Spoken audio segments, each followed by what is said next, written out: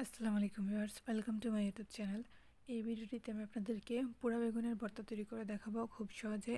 তো চলুন দেখিয়ে দিচ্ছি আমি কিভাবে তৈরি করে নিলাম এই বেগুনের ভর্তাটা। প্রথমে আমি বেগুনটাকে এই যে দেখেন সাইড দিয়ে কেটে কেটে নিয়েছি, তারপর ধুয়ে এর মধ্যে সরিষার তেল মেখে নিয়েছি। এখন চুলার আঁচটাকে লোতে রেখে আমি এই যে দেখেন কিভাবে বসাই দিচ্ছি। প্রথমে এভাবে বসাবেন বেগুনটাকে, তারপর নিচের অংশটা হয়ে আসার পর আবার একটা সাইড ঘুরিয়ে দিবেন, আবার এই সাইডটা হয়ে আসার পর আবার অন্য একটা সাইড দিয়ে দিবেন। এভাবেই কিন্তু বেগুনটা হয়ে যাবে। তো দেখেন আমি এখানে 4টা শুকনো মরিচ টেলে নিচ্ছি। আপনারা যতটুকু জাল খেতে চান সেই পরিমাণ অনুযায়ী কিন্তু দিয়ে দিবেন শুকনো মরিচটা। তো আমি টেলে নিচ্ছি শুকনো মরিচটা। এখানে দেখেন বেগুনটা আমার হয়ে আসছিল, তো আমি বেগুনটাকে ঠান্ডা তাড়াতাড়ি করে নেওয়ার জন্য আমি উপর দিয়ে পানি দিয়ে ধুয়ে নিয়েছিলাম। তো এখানে দেখেন এই জন্যই কিন্তু বেগুনটার মধ্যে পানি লেগে আছে।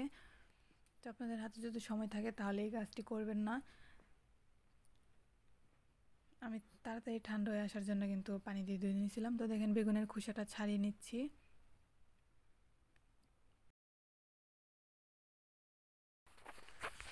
তো দেখেন এখানে আমি বেগুনের খোসাটা ছাড়িয়ে নিছি। আর এখানে নিয়ে নিচ্ছি ধনেপাতা, পেঁয়াজ আর ভাজা মরিচটা। তো আমি এখানে একটু লবণ দিয়ে এগুলোকে ভালো করে মেখে নিব।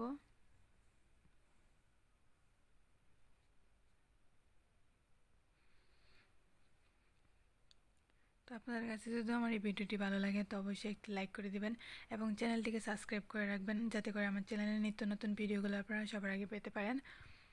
আর এভাবে বেগুনের ভর্তাটা আপনারা একবার ট্রাই করে দেখতে পারেন, খেতে কিন্তু অনেক ভালো হয়। তো ভর্তাটাকে এখানে ভালো করে মেখে নেওয়ার পর আমি দিয়ে দিব এর মধ্যে সরিষার তেল।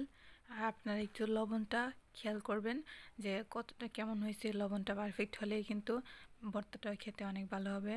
আর সবাইকে নতুন বছরের শুভেচ্ছা জানাই অগ্রিম। তো আপনারা আমাদের জন্য দোয়া করবেন যেন আমরা সবাই ভালো থাকি। আগামী এই বছর বা আগে যেমনই কাটছে আগামী দিনগুলো যেন আমাদের সবার ভালো কাটে। আপনারা অন্যদেরকেও ভালো রাখুন, নিজেও ভালো থাকুন। আল্লাহ হাফেজ।